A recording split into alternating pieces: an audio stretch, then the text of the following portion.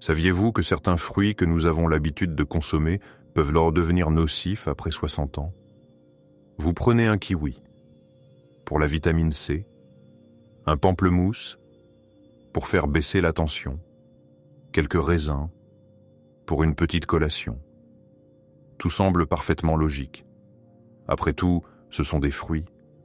Que pourrait-il y avoir de mauvais?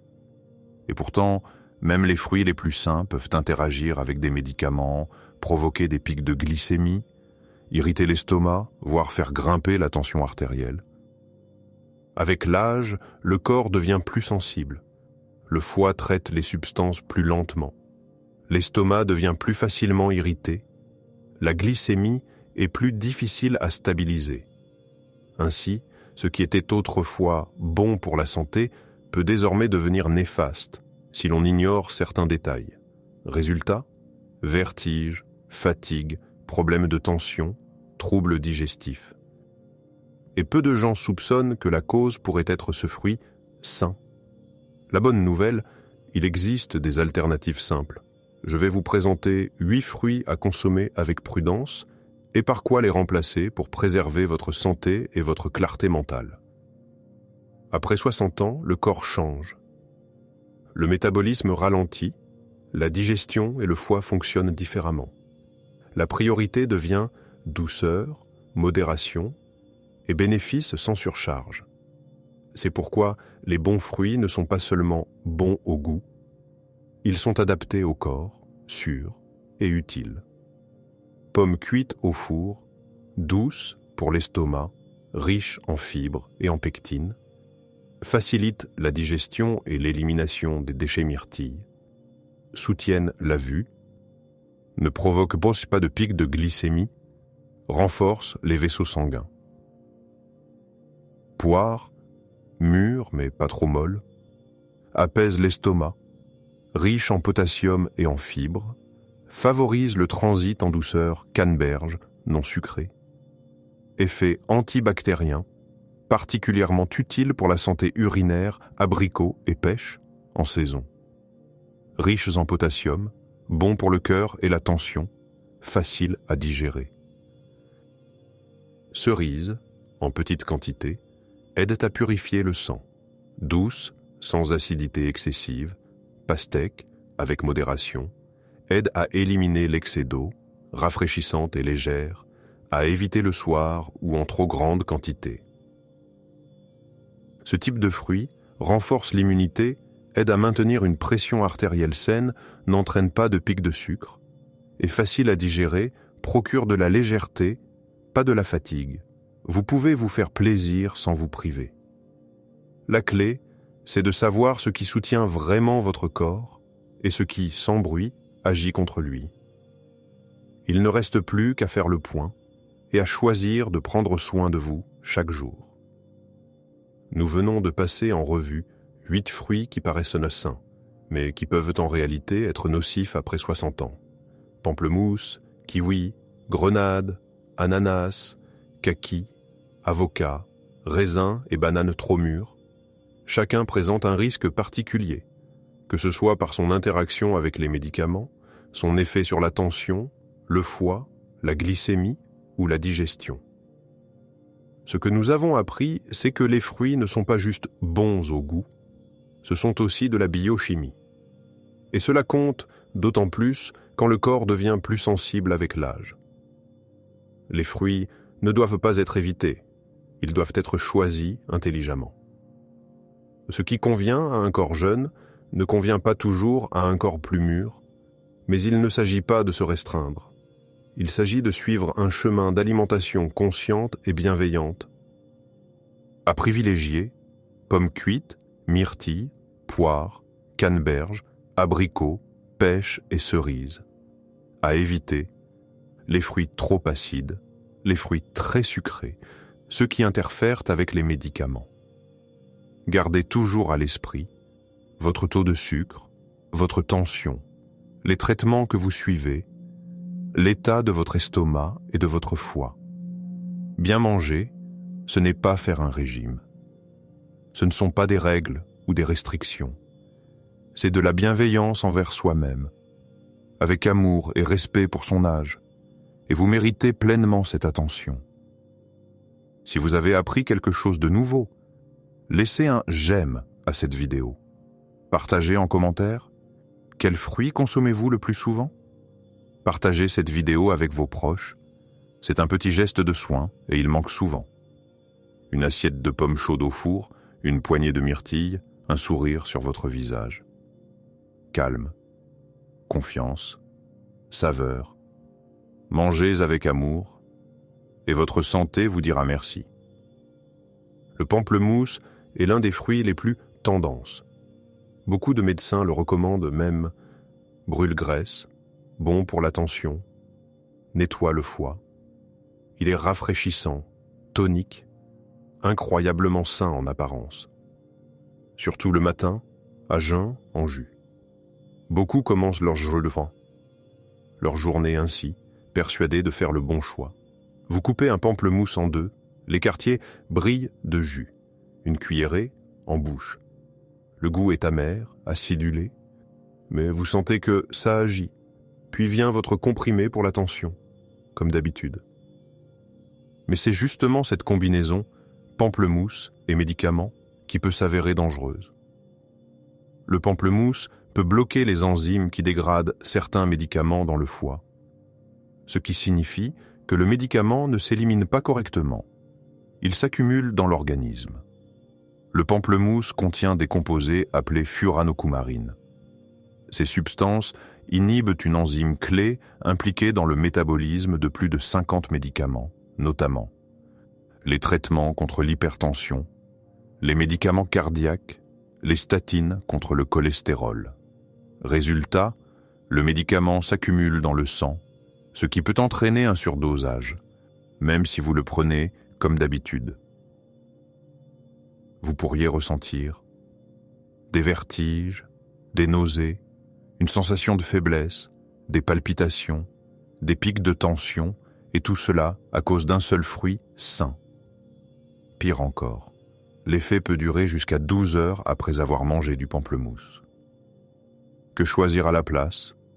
L'orange, également riche en vitamine C, mais sans interférence avec les enzymes. À consommer avec modération et jamais à jeun si vous ne présentez pas de sensibilité aux agrumes. Ou de l'eau tiède avec du citron, si vous avez simplement envie d'une touche acidulée. Et maintenant, un fruit qui semble inoffensif et plein de vitamines, mais qui peut provoquer des réactions allergiques et irriter la muqueuse de l'estomac après seulement quelques bouchées. Le kiwi est souvent surnommé le fruit de la vitalité. Il est acidulé, rafraîchissant et très joli à l'œil. Beaucoup le consomment pour la vitamine C, surtout pendant les saisons froides. 2 kiwis par jour semble être la dose parfaite pour renforcer l'immunité. Vous prenez un kiwi bien mûr, vous le coupez. Sa chair verte éclatante, ses petites graines noires, son parfum tonique. Une cuillerée en bouche. L'acidité picote agréablement sur la langue. Tout semble bon pour la santé. Mais ce picotement peut être moins un signe de bienfait qu'un signe d'irritation. Chez les femmes plus âgées, les muqueuses de la bouche et de l'estomac deviennent plus sensibles. De plus, le kiwi fait partie des fruits les plus allergènes. Il peut provoquer des démangeaisons dans la bouche, un gonflement des lèvres ou de la langue, une irritation de la gorge, une inflammation de la muqueuse gastrique, des crampes ou des douleurs après le repas. Les personnes souffrant de gastrite, d'hyperacidité ou d'allergie doivent être particulièrement prudentes. Même une petite quantité de kiwi peut déclencher une réaction. Après un snack sain, des symptômes étranges peuvent apparaître. Bouche sèche ou picotement, lourdeur à l'estomac, fatigue ou faiblesse. On pense souvent que c'est juste de la fatigue ou à cause du temps. Mais le responsable pourrait bien être ce fruit-là, à privilégier plutôt. Cassis, également riche en vitamine C, mais plus doux pour l'organisme. Myrtille, excellente pour les vaisseaux sanguins et la vue. Et surtout, les baies sont faciles à doser. On peut en ajouter dans du fromage blanc ou du porridge sans risque de surcharge. Et maintenant, un fruit considéré comme un don pour le sang. Mais combiné à un traitement contre l'hypertension, il peut avoir l'effet inverse.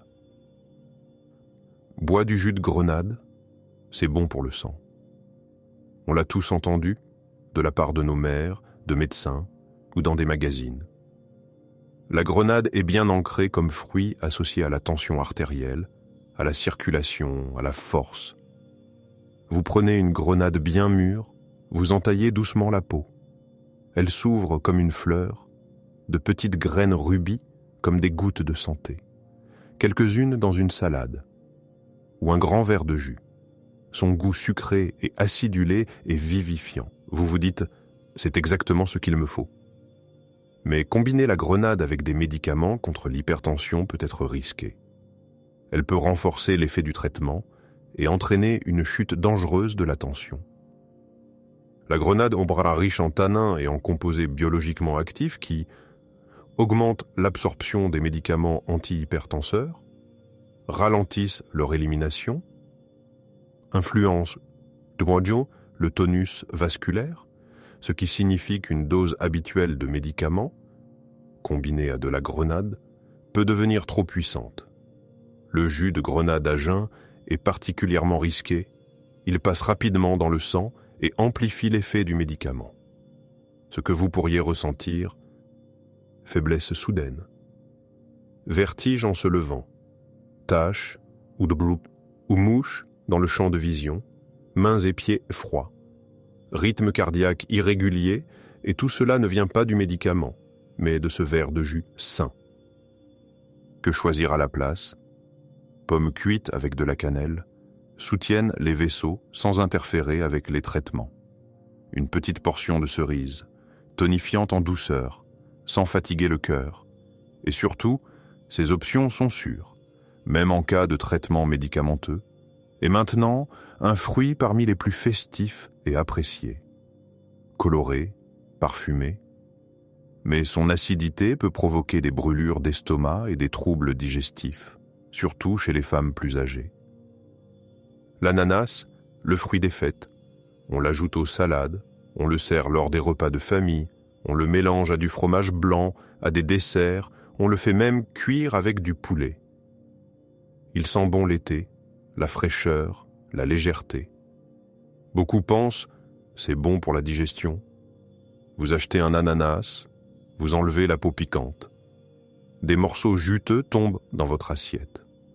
Son goût sucré, légèrement acidulé et rafraîchissant est agréable, surtout après un repas, pour éviter les lourdeurs. Mais justement, cette acidité qui semble rafraîchissante peut agresser l'estomac, surtout en cas de gastrite, de reflux ou de digestion sensible. L'ananas contient beaucoup d'acides organiques et une enzyme active appelée bromélaïne qui augmente la production d'acide gastrique, irrite la muqueuse de l'estomac, peut provoquer un reflux quand l'acide remonte dans l'œsophage. Chez les femmes de plus de 60 ans, la muqueuse de l'estomac est moins résistante qu'avant. Résultat, l'ananas peut irriter au lieu de soulager. Il est particulièrement risqué de manger de l'ananas à jeun ou en accompagnement de plats lourds. 1 heure après le repas, vous pouvez ressentir des renvois acides, des brûlures dans la poitrine, des nausées, des douleurs dans le haut de l'estomac, puis vient une nuit sans sommeil et la sensation d'avoir l'estomac en béton. Que manger à la place? Une poire bien mûre, douce, sucrée, facile à digérer, une pomme au four, chaude, apaisante, sans acidité agressive, ou une banane, pas trop mûre, si vous avez envie de quelque chose de sucré et moelleux, mais parlons maintenant d'un fruit qui paraît totalement inoffensif, doux, familier, comme dans notre enfance. Et pourtant, il peut être un piège caché pour les intestins, surtout en cas de tendance à la constipation. Le kaki, un goût d'enfance, doux, sucré, presque comme du miel. À la cuillère, il brille comme de l'ambre. On le dégustait en hiver, à la petite cuillère, en buvant du thé. Pour beaucoup, il est symbole de réconfort, de maturité, de douceur naturelle. Vous épluchez un kaki bien mûr, la chair s'étire, juteuse, avec une astringence agréable. Une moitié, directement dans la bouche, puis l'autre. C'est léger, ce n'est que du fruit, d'autant plus tentant quand on veut du sucré sans sucre. Mais le kaki peut être un piège caché, surtout pour les personnes ayant une digestion fragile. Il contient beaucoup de tanins qui peuvent littéralement s'agglomérer dans l'intestin dans certaines conditions. Chez les personnes ayant une digestion lente, une tendance à la constipation ou un transit paresseux, le kaki peut ralentir le transit intestinal, former des bouchons compacts, surtout s'il est consommé avec du riz, du thé ou des compléments de fer, provoquer des occlusions intestinales. Chez les femmes âgées, la digestion est souvent plus lente. Et si l'on mange du kaki le soir, froid, en le combinant avec d'autres aliments constipants, cela peut entraîner un ralentissement digestif sérieux. Cela commence par une sensation de lourdeur dans le bas-ventre. Puis viennent ballonnements, crampes, absence de transit. Dans les cas graves, cela peut nécessiter un nettoyage intestinal, voire une opération. Et tout a commencé par quelques cuillerées de douceur naturelle, à privilégier à la place, courge cuite au four, douce, sucrée et riche en fibres qui nettoient sans bloquer, courgette au four avec de la pomme, une association inhabituelle mais très digeste, baie avec une cuillère de miel, sucré mais sans danger. Et maintenant, un fruit souvent associé au manger sain et au toast tendance du petit déjeuner. Mais si vous avez des problèmes de foie, il n'est peut-être pas aussi sain qu'il en a l'air. L'avocat est partout aujourd'hui, sur les toasts, dans les sushis, les petits déjeuners healthy et les salades. On lit partout, bon gras pour le cerveau et le cœur, acides oméga, alternatives saines au beurre ou à la mayo. Et beaucoup de femmes de plus de 60 ans pensent « si c'est bon pour la santé, je devrais en manger plus souvent ». Vous tartinez de l'avocat bien mûr sur du pain, vous ajoutez quelques graines, une pincée de sel, un petit déjeuner, comme sur Instagram, joli, nourrissant, dans l'air du temps. Pas de friture, pas de charcuterie. Tout semble parfait. Mais pour le corps, après 60 ans, l'avocat peut être trop gras. Si vous avez des problèmes de foie, de vésicule biliaire ou de métabolisme des graisses, l'avocat peut être trop lourd. C'est un fruit très riche en matières grasses. Même si ce sont des bons gras, le corps doit quand même les digérer et les transformer. Chez les personnes âgées, le foie fonctionne plus lentement, la production de bile diminue, le métabolisme lipidique est perturbé. Cela peut entraîner une lourdeur dans le flanc droit, un goût amer dans la bouche après les repas, des nausées ou ballonnements, des poussées de troubles hépatiques ou digestifs chroniques. Si vous êtes sujette à la stéatose hépatique, à la cholécystite ou à la pancréatite, l'avocat est à éviter ou à limiter fortement. Au début, ce n'est qu'une petite lourdeur après le repas, puis somnolence, confusion, fatigue. Au bout de 2-3 semaines de consommation régulière, les analyses s'aggravent, douleurs sous les côtes, perte d'appétit. Et souvent, on met ça sur le compte de l'âge ou de la fatigue, alors qu'en réalité, ce sont des aliments gras déguisés en aliments sains. À la place, privilégiez fromage blanc allégé avec des baies, protéines, calcium et facile à digérer, tartinade de courge rôtie avec un filet d'huile d'olive, salade avec œufs, concombre et un peu d'huile d'olive savoureux, léger et surtout doux pour le foie. Prochain fruit, il semble être le plus inoffensif de tous, léger, sucré, juteux. Même celles qui ne mangent rien de trop se laissent tenter. Mais pour la glycémie, c'est un vrai piège. Le raisin, léger, savoureux, familier. Facile à manger avec les doigts, pratique à emporter, parfait avec une tasse de thé. On n'a pas l'impression de manger un dessert, juste quelques petites baies. Le goût est sucré, juteux, plein de vie. Beaucoup se disent « c'est toujours mieux que des bonbons, c'est un fruit après tout ». Vous prenez une grappe, vous détachez quelques grains, puis encore quelques-uns et encore. En discutant, en regardant un film ou en grignotant, on peut facilement manger la moitié de la grappe. Pendant ce temps, votre corps reçoit une décharge de glucose. Le raisin a l'un des indices glycémiques les plus élevés parmi les fruits. Il fait grimper la glycémie très rapidement. Et après 60 ans, le corps régule moins bien le taux de sucre dans le sang. Voici ce qui se passe. Le glucose du raisin est absorbé instantanément. Le pancréas libère rapidement de l'insuline.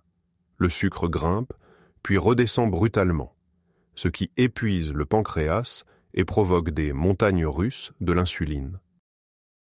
Pour les femmes souffrant de prédiabète, de syndrome métabolique ou ayant tendance à prendre du poids, c'est particulièrement risqué. Ces fluctuations constantes mènent directement au diabète de type 2. 30 à 40 minutes après avoir mangé du raisin, vous pouvez ressentir somnolence, brouillard mental, faiblesse, tremblement dans les mains, faim de nouveau même après avoir mangé, et à long terme, hyperglycémie chronique, prise de poids, foie gras. Et pourtant, le raisin est souvent consommé sans y penser, comme une alternative saine aux sucreries. À privilégier à la place, canneberge ou myrtille, des baies acidulées à faible index glycémique, une pomme non sucrée, des noix avec quelques baies, une excellente combinaison pour l'énergie, sans pic de sucre, et maintenant, un des fruits clichés les plus pratiques et les plus familiers. Doux, sucré, facile à digérer. Mais quand il est trop mûr, c'est presque une bombe de sucre. La banane, un fruit pratique, familier, perçu comme sans danger. Pas besoin de la laver, elle s'épluche en quelques secondes, elle est douce, sucrée, naturelle. Facile à grignoter, à emporter, à donner aux petits-enfants. Et après 60 ans, elle est souvent choisie parce qu'elle est douce et facile à digérer. Vous prenez une banane, elle est un peu brunie, la peau tachetée, donc bien mûre. Vous l'ouvrez, elle est tendre, presque crémeuse, sucrée, elle fond dans la bouche. Et c'est naturel, pas une pâtisserie. Donc, sans risque, non. Mais une banane trop mûre est pratiquement une bombe de sucre. Plus elle est molle et foncée, plus son index glycémique est élevé. Et plus le risque est grand pour votre glycémie et votre pancréas. À mesure que la banane mûrit, l'amidon se transforme en glucose simple, l'index glycémique augmente. Le corps la traite presque comme du sucre pur. Après 60 ans, l'insuline agit plus lentement. Les cellules absorbent moins bien le glucose. Le pancréas réagit par des pics soudains. C'est particulièrement risqué de manger une banane trop mûre à jeun le matin. Cela provoque un pic de sucre rapide, suivi d'un effondrement d'énergie. Après un tel encas, on ressent d'abord un coup de boost, puis une chute brutale, de la fatigue et une sensation de vide dans l'estomac. 1 à 2 heures plus tard, on a de nouveau faim, souvent envie de sucrer. Manger régulièrement des bananes mûres peut entraîner des variations de la glycémie, une prise de poids, une fatigue accrue, une envie plus forte de sucre. Comment profiter de la banane en toute sécurité? Choisissez des bananes légèrement jaunes, sans taches. Leur amidon se dégrade plus lentement. Ajoutez-les à des flocons d'avoine avec des noix. Le glucose sera absorbé plus progressivement. Ou remplacez-les par une pomme cuite à la cannelle, sucrée, mais sans danger. Et maintenant, faisons le point. Nous avons vu 8 fruits qui paraissent sains, mais qui demandent de la prudence. Il est temps de passer à ceux qui soutiennent réellement votre santé après 60 ans. Après tout ces « attention à », une question revient souvent. Alors maintenant, faut-il arrêter de manger des fruits? Bien sûr que non. Les fruits restent essentiels. Il faut simplement savoir lesquels soutiennent réellement le corps après 60 ans et lesquels risquent de le surcharger. Sur la table, un bol de pommes cuites bien tendres. À côté, une petite assiette de myrtilles et une poire fondante. Pas d'acidité agressive, pas de lourdeur, juste une douceur naturelle, une texture agréable et de vrais bienfaits. Et là, vous le ressentez, la nourriture n'est pas l'ennemi, c'est une alliée.